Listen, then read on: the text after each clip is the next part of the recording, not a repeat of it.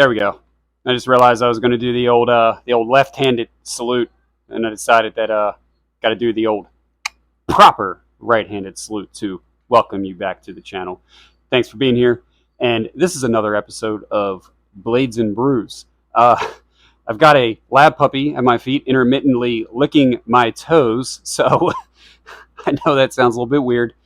Nothing weird going on, I promise you. It's just puppy stuff. So if I get a little herky-jerky here and there, that's what's going on. So hopefully got a enjoyable video here lined up for you. A couple enjoyable items, products to showcase. And before we do that, let me just address a couple of administrative items before we get going. Number one, don't forget, you can get your 10% off Odin Wolf knives and products by using the affiliate link that I will post down somewhere below. And also you can use the code March10 at checkout on Odin Wolf's website to automatically get 10% off their knives. And number two, I started a Instagram channel today. So, or is that what they're called? Instagram channel? I don't know. Not too savvy with that stuff, but I did join Instagram, so you can go to Marshfoot Outdoors, all one word, and find me over there on Instagram, where I'm just sharing just photos of, life, hunting, fishing, truck, whatever, just whatever compels me. It'll be knives. So I've put some photos up there today. So if you feel so compelled, head on over there to the old Instagram. So getting to it here today, we're going to be talking about what I think is a pretty sweet knife, affordable, simple man knife that we're going to talk about in D2 tool steel. And we are going to be having one of my all-time favorite beverages, brews, beers, Sierra Nevada Pale Ale. It's Friday, guys. It's been a long week, and let's not waste any time on popping the top, my friends. And I tell you what, this old Vosteed Nightshade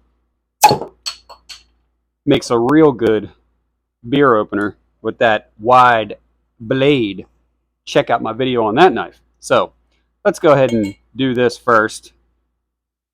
Now, if you've never had Sierra Nevada Pale Ale, it's a very, very hoppy, but it's not a IPA. It's just a regular pale ale.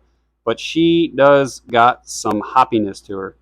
But just a really good beverage, and I think it's like around maybe 6% alcohol, so nothing real crazy there. I can't find it at the moment. 5.6%, so there you go. Nothing crazy.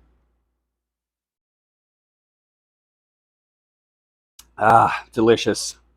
Sure beats the hell out of that last beer that I did, whatever that was, the cookie, some kind of something or other. I don't remember what it was at this point. So, all right. The Sanku. Let's get to the knife. So I found this knife on Amazon, and oh yeah, I've also extended the table here to try to make these videos a little bit better, a little bit more feng shui. I've got a dog leg on the table now, so kind of trying to get like a real thing going here. So anyway, found this knife on Amazon. This is an EDC fixed blade. I was looking for a affordable EDC fixed blade that had premium quality materials in the knife for not a lot of money. So this knife will run you $26.99 on Amazon. It's got 4.4 star rating, and it's got 168 reviews on it. So 4.4 stars, that's pretty darn good. And like I said, it is in D2 tool steel, and it's got G10 handles, and we're going to talk about that a little bit. Now, I don't have the box. The box was just this cheap black cardboard box. It had like tape around it. I threw the box out immediately, so really not going to have an unboxing on this. But anyway, I love to do my initial impressions on these videos, and as you can see, right off of the start, we've got a nice black Kydex holster, sheath, whatever the hell you want to call it. I'm so used to calling them holsters because of firearms. that, you know, it just seems like a firearm holster when they're made out of Kydex like that to me. So sometimes I say holster, sometimes I say sheath. You'll just have to deal with it. But what I like about it is it's a nice, sleek, small, little Kydex sheath. Now, the sheath on its own doesn't have any sort of like belt clip or way to retain the knife in your pocket or on your belt without this plastic kind of multi-clip that it comes with. But this is actually not so bad. It is a little bit bulky, but as you can see, it's got a nice positive click. This sheath, the Kydex, is very nice. It's got very nice retention on the knife, which we'll check out here in a second. But this kind of multi-clip that they give you on the back, while it is a little bit bulky and it might be a little bit bulky for pocket carry, you still could make it happen. It's got a nice release button at the bottom there, so you can go ahead and you can clip this right onto your belt without having to undo your belt. I do like that. It also came with these two kind of, I guess you could, you know, I'm going to call them kind of like belt shims, and they go into those horizontal slats right here. And if you have a smaller belt or whatever you're trying to do, you can put these into the sheath. You can put these into the sheath like so, and you can kind of make it adjustable to different size belts and such. I just popped them out because there was no setting or size that I could really make work for my 2-inch leather belt. So that's, you know, for $27, and right now you also can get a 5% off coupon on Amazon for this knife. You're getting a really high quality Kydex sheath, and what's nice about this is you can do like scout carry with this. You could turn the sheath horizontally and bolt it into that kind of that multi-clip there, and you could do scout carry with this, horizontal carry. You've got a lot of different positions for adjustment there, as you can see, all the different positions that you could put this Kydex sheath. So kind of still getting used to my new setup here, so you guys will have to forgive me. So there you go. As you can see, the knife looks really good in the sheath. Very high quality sheath. And I always say this, but I could see paying the $27 just for this sheath. Absolutely, all day. So you've got a nice little push for your thumb there. Retention is very good. Very good. Positive click retention in this sheath. I'm not afraid that I'm going to lose this. All right, so now let's check out the knife. So here's the knife itself. They say it's about 7.3 inches overall. You see the blade profile. You've got that nice straight back blade profile there. Straight back. It's not a clip point or a drop point or anything like that. And you've got a hollow grind on there. You've got you've got a 3/16 inch thickness on that blade spine and down into where the tang goes into the scales. I mean, that is a stout little pig sticker. As you can see, you've got the nice kind of, not camouflage, but kind of like a woodland black and green pattern on the G10 scales there, which I really like. And there at the end, the pommel of the blade really sticks out really nicely of the tang. The pommel of the tang there sticks out really nicely, and you've got what would really make a nice window breaker, or if you had to hit somebody between the eyes in a self-defense situation, you've got a nice big hole there that you can put your lanyard through. So, this just, for $27, guys, you're getting D2 tool steel, you're getting G10 scales, and you're getting something that feels really nice and robust in your hand for $27. Now, obviously this knife is made overseas. It's made in China, but so are some of your other name brand knives. Like if you go and look at some of Civivi's knives and some of their EDC fixed blades, they're made in China as well. So now I'm no supporter of communism or anything like that, but I can appreciate a decent knife at a budget price, and you really are getting a really decent little fixed blade here at a very affordable price, and that's really tough to beat. Um, if you're familiar with my channel at this point, you know how I feel about jimping. This is jimping that I love. Okay, I love this kind of jimping. Broad, shallow. It's not going to cut into your fingers. It's not going to cause a hot spot necessarily. We've got a very, very small um, sharpening choil, which I don't mind because it's very small. My cordage isn't really going to get snagged in that as it will with a larger sharpening choil.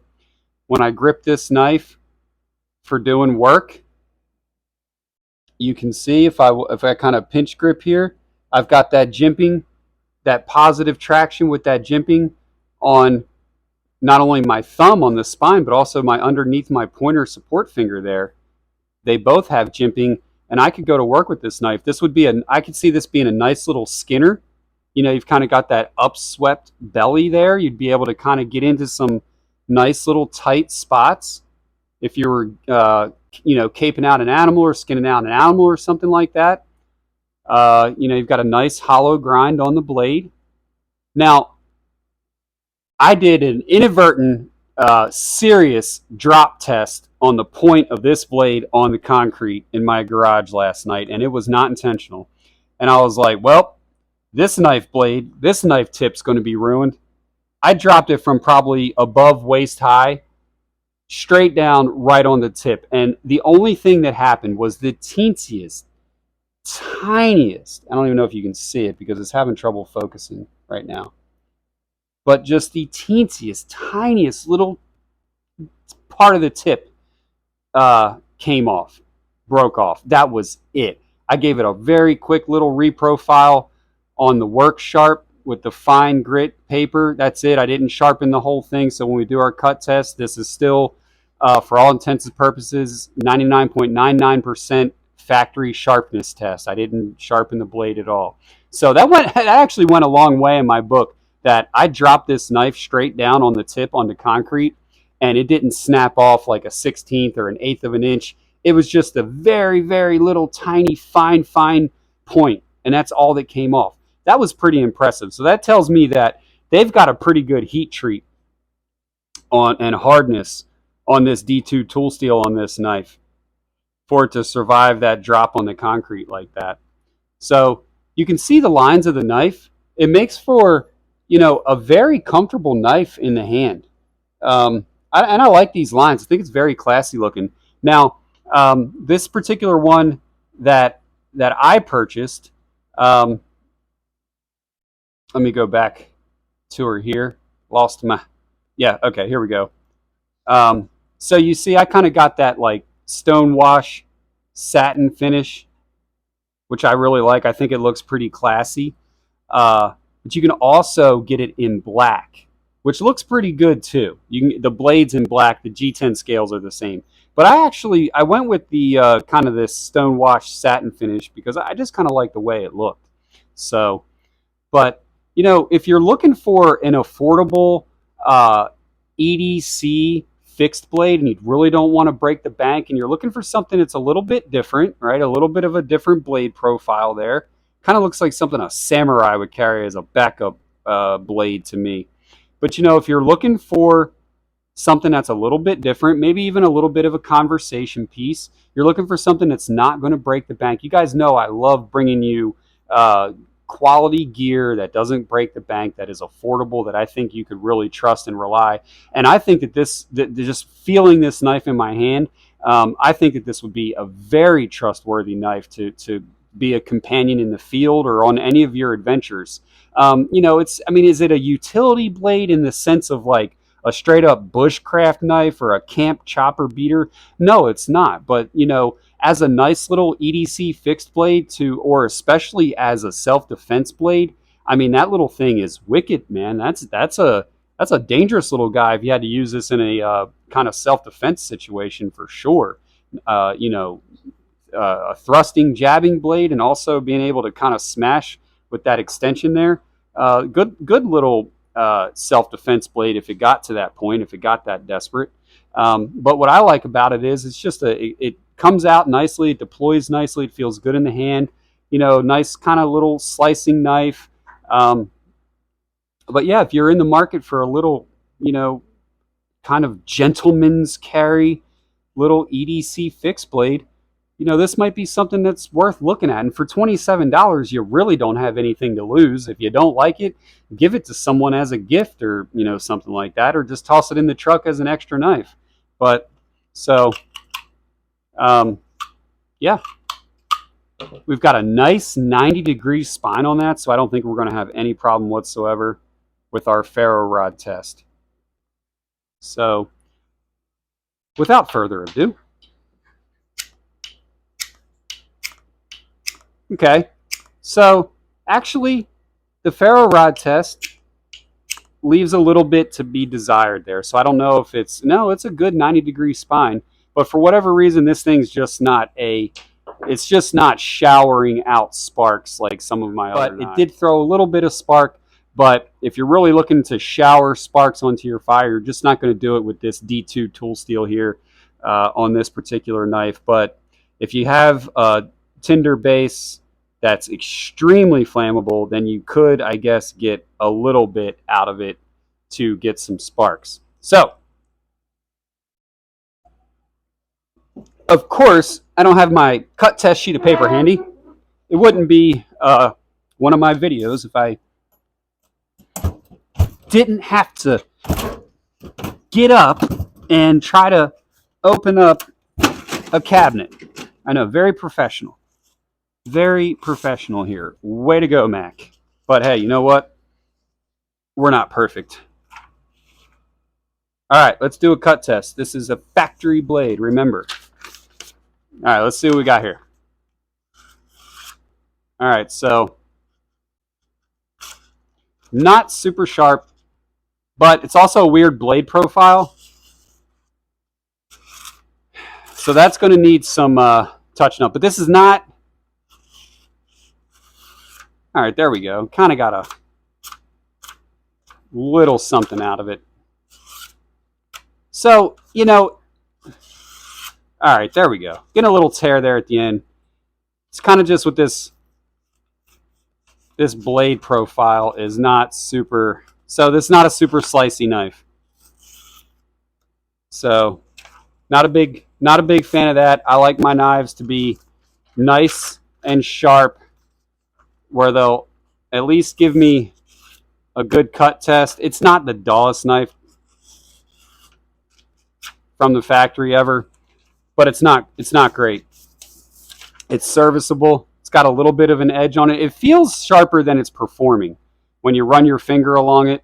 So if you get this knife, it seems like you're definitely going to have to touch up the edge a little bit. But you know what? That's not a deal breaker. For $27 for a neat little robust EDC fixed blade, I don't really consider that a deal breaker. It's just that it doesn't pass my straight out of the box. So I can't give this my full stamp of approval like I have in some knives in the past, as far as a straight out of the box, put it on your side, you need to do nothing but take it out of the box and use it, stamp of approval. It doesn't get that, only because you are going to have to touch up this blade a little bit and get a better, more keen edge on the cutting edge of the blade for it to be what I would consider a knife that you would want to carry into the field. Could you take it out right now and do work with it? Yeah, you could. It's not like a butter knife, but it didn't pass the cut test. A little bit of it is the blade profile. I'm going to try again here. Yeah, I'm just kind of tearing there at the end. If this thing was a little sharper, we could do it, but it's not, so we can't. All right, guys. Well, that's all I got on the, I guess, Senku. What are they even calling this thing? Fixed blade. They're just calling it the C1390. So the Senku C1390 outdoor EDC fixed blade. There you have it. A cool little knife, but she needs just a touch of TLC, and then she'll be a really sweet little fixed blade EDC that you could add to your repertoire. But nice features for $27. So, all right, that's all I got on this one, you guys. I do appreciate you being here. And if you haven't already, I hope you hit the subscribe button. I hope you hit the thumbs up. I hope you comment and all those things. And I will see you on the next one. And I will also maybe someday see you out there on the happy hunting grounds. Take her easy.